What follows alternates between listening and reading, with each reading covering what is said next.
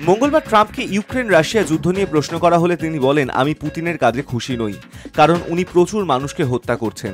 বিষয়টি আরও কঠিন হয়ে উঠছে। হোয়াইট হাউসে ক্যাবিনেট বৈঠকেও ওঠে ইউক্রেন রাশিয়া যুদ্ধ প্রসঙ্গ। সেই বৈঠকে পুতিনের ভূমিকা নিয়ে অসন্তোষ প্রকাশ করেন মার্কিন প্রেসিডেন্ট। তিনি বলেন, পুতিন আমাদের ওপর আক্রমণ করেন, এটা কি ধরনের বন্ধুত্ব? একই সঙ্গে ট্রাম্প জানান, ইউক্রেনে নৃশংস অভিযান চালানোর ব্যাপারে পুতিনের কূটনৈতিক দৃষ্টিভঙ্গি উপহাসের সমান। যুদ্ধ বন্ধ না করায় রাশিয়ার বিরুদ্ধে কঠোর পদক্ষেপের পথে হাঁটতে পারে আমেরিকা, সেই ইঙ্গিতও দিলেন ট্রাম্প।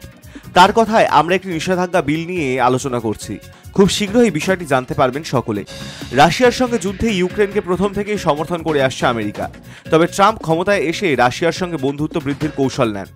পদক্ষেপ হিসেবে ইউক্রেনকে সামরিক সাহায্য বন্ধের কথা বলেছিলেন মার্কিন প্রেসিডেন্ট। তিনি চেয়েছিলেন রাশিয়া ইউক্রেন যুদ্ধ বন্ধ করতে, কিন্তু এখনো পর্যন্ত কোনো সমাধান সূত্র বার না হওয়ায় পুতিনকেই দায়ী করেছেন ট্রাম্প। সেই কারণে আবার রাশিয়ার ওপর নিষেধাজ্ঞা জারি করতে পারেন বলেও ইঙ্গিত দিয়েছেন মার্কিন প্রেসিডেন্ট। উল্লেখ্য, মাস 6 আগে রাশিয়ার ওপর থেকে নিষেধাজ্ঞা প্রত্যাহার করে নিয়েছিল আমেরিকা। যুদ্ধ শেষ করার জন্য পুতিনকে রাজি করানোর চেষ্টার লক্ষ্যেই ছিল এই পদক্ষেপ। তবে আবার রাশিয়ার ওপর নিষেধাজ্ঞা চাপানো হতে পারে।